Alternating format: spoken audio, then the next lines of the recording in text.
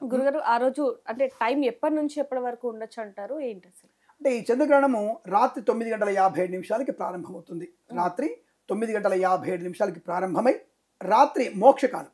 మోక్షకాలం రాత్రి 1:27 ఉంటుంది. అంటే గ్రహణం యొక్క పూర్తి కాలం. అంటే హ్మ్. గ్రహణం హ్మ్. యొక్క పూర్తి కాలం ఎంత సమయంలో ఉంటుందని అడిగితే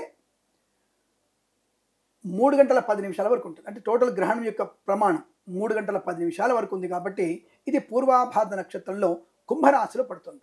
కాబట్టి తప్పకుండా కుంభరాశి వారు ఎట్టి పరిస్థితుల్లో ఈ గ్రహణాన్ని చూడకూడదు. హ్మ్. పూర్వాభాద్ర నక్షత్రం వారు ఆ సమయంలో బయటికి వెళ్ళకూడదు. వారి మీద ఎక్కువ ప్రభావం ఉంటుంది కాబట్టి ఆ సమయంలో వెళ్ళకూడదు, ఏమీ తినకూడదు.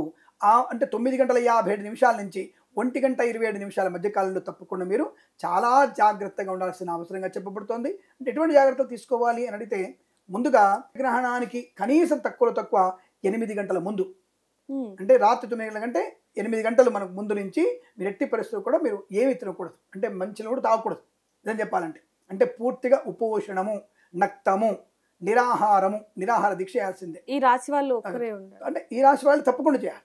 కుంభరాశి వారు పూర్వాభాద్ర నక్షత్రంలో పడుతుంది కాబట్టి కుంభరాశి వారు తప్పకుండా చేయాల్సిందే. ఇక అధమ నక్షత్రాలు ఉంటాయి, కొంచెం టైం చెప్తాను మీకు నేను. ఈ సమయంలో ఎప్పటి వరకు చేయకూడదు భోజనం? మర్నాడు సూర్యోదయం తర్వాతనే ఇల్లు శుద్ధి చేసుకొని సూర్యోదయం అయ్యాక స్నానాలు చేసుకొని అప్పుడు మీరు భోజన తాంబూలాదులు స్వీకరించే ప్రయత్నం, అప్పుడు వంట స్టార్ట్ చేయాలి. హ్మ్. తెలియదు మరి 11 వరకు భోజనం చేయొచ్చు, దానికి ఎటువంటి ఇబ్బంది చేయకూడదు. లేదు. అంటే ఎలాంటి జాగ్రత్తలు తీసుకోవాలంటారు గురూజీ? మామూలుగా కేవలం కుంభరాశి వాళ్ళే కాకుండా మిగతా రాశుల వారు ఎలాంటి జాగ్రత్తలు తీసుకోవాలి అంటారు? ఇక్కడ ఏమేమి ఒకటే ఇందాక చెప్పిన గర్భిణీ స్త్రీలు జాగ్రత్తగా ఉండాలి. హ్మ్.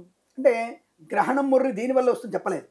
గ్రహణ కాలంలో వచ్చేటువంటి వాయువుల వల్ల కావచ్చు, పీడనం వల్ల కావచ్చు, అలాగే చంద్రకాంతి లేకపోవడం వల్ల కావచ్చు, మానసికమైనటువంటి ఇబ్బంది ఏర్పడే అవకాశం ఉంటుంది. శరీరంలో పిండానికి కొద్దిగా ఇబ్బంది, కదలిక వల్ల ఇబ్బందులు వచ్చే అవకాశం ఉంటుంది. కనుక గ్రహణ సమయంలో ఆడవాళ్ళు కదలకుండా ఉండమని చెప్పారు. కుర్చీలో కూర్చోవచ్చు, పడుకొని ఉండవచ్చు, జుట్టు విరబోసుకొని ఉండకూడదు, తల పిచ్చి పిచ్చిగా గోక్కోకూడదు, ఒళ్ళంతా గోక్కునేటువంటి ప్రయత్నం చేయకూడదు. అలాగే మరి మలమూత్ర విసర్జనకి వెళ్ళవచ్చా? వెళ్ళదని ఎవరు చెప్పారు? ఇవే ఈ సూడో నాస్తికుల మధ్యలో వచ్చేసి మేము చెప్పని విషయాల్ని కూడా వీళ్ళు చెప్పి జొప్పించి చూసారా, వీళ్ళు లాస్ట్కి టాయిలెట్లో పోతుంటారయ్యా, అంటే గర్భిణీలో టాయిలెట్ పోకపోతే కడుపు ఉబ్బిపోయి చచ్చిపోరా అని అడిగేటువంటి వ్యక్తులు కూడా ఉంటారు. మలమూత్ర విసర్జనకి వెళ్ళవచ్చును, దానికి ఎటువంటి దోషము లేదు. ప్రశాంతంగా నీ మనసుని ప్రశాంతంగా ఉంచుకొని నీ కడుపులో శిశువుని, అది కుమార్తె కావచ్చు, కుమారుడు కావచ్చు, వారి వృద్ధి కొరకు భగవన్నామస్మరణ చేయమని చెప్పారు. తప్ప గోక్కోవడం, అరవడం, రక్కోవడం, గట్టిగా మాట్లాడుకోవడం, పళ్ళు కొరకడం లాంటివి చెయ్యకూడదు. ఎందుకు? పీడనం ఎక్కువగా ఉంటుంది, అతి నీళ్ళ కిరణాల యొక్క ప్రభావం ఎక్కువగా ఉంటుంది కాబట్టి అటువంటి చేయకుండా ప్రశాంతంగా ఉండమని చెప్పారు గర్భిణీ స్త్రీలు. గర్భిణీ స్త్రీలు 9:57 మనం గ్రహణం అనుకున్నాం కదా, వాళ్ళు 8 వరకు ఏం తినవచ్చు. అంటే తొందరగా అరిగిపోయేటువంటి పదార్థం, ఎక్కువగా జల పదార్థం తీసుకోవాలి. జల పదార్థం తొందరగా అరిగిపోతుంది. అటువంటి జల పదార్థాన్ని 2 గంటల వరకు ఆడపిల్లకి ఇవ్వచ్చు, గర్భిణీ స్త్రీకి ఇవ్వచ్చు, చిన్నపిల్లలకి ఇవ్వచ్చు, వృద్ధులకి ఇవ్వచ్చు. శక్తులైన వారు, అంటే శక్తి ఉన్నవారు 9:57 అంటే 8:57 గ్రహణం అయితే 8 గంటల ముందు నుంచే నిరాహారంగా ఉండాలి. మర్నాడు ఉదయం వరకు పూర్తిగా అంటే నక్తముగా ఉండాల్సిన అవసరం ఉంటుంది. ఇవి నియమాలు. ఆ సమయంలో భగవత్ చింతన తప్ప ఇంకొకటి చేయకూడదు. మోక్షకాలానికి అంటే గ్రహణ కాలానికి ప్రారంభ కాలానికి స్నానం చేయాలి. గ్రహణ మోక్ష అనంతరం కూడా తలంటి స్నానం చేయాలి.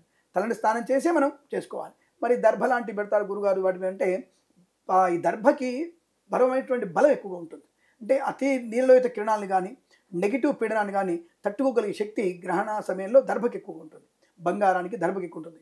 బంగారం పెట్టమంటారు, బంగారం మూతలు పెట్టే స్థాయి లేదుగా ఇప్పుడు.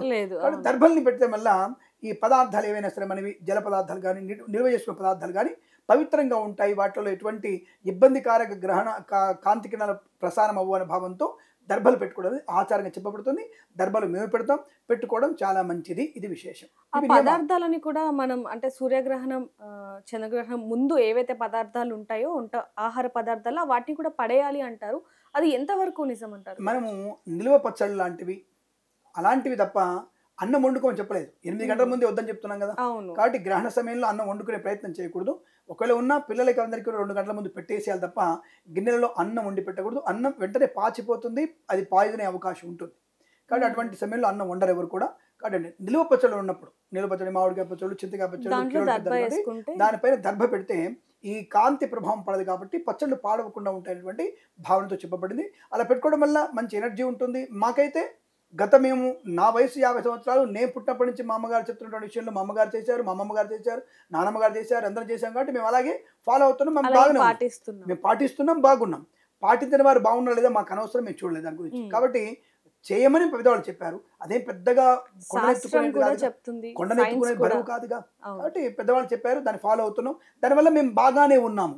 ఇంకా మీదట కూడా మా పిల్లలు పాటిస్తారు, బాగుంటారు కూడా. ఎందులో ఎటువంటి అనుమానం అక్కర్లేదు. అది విశేషం.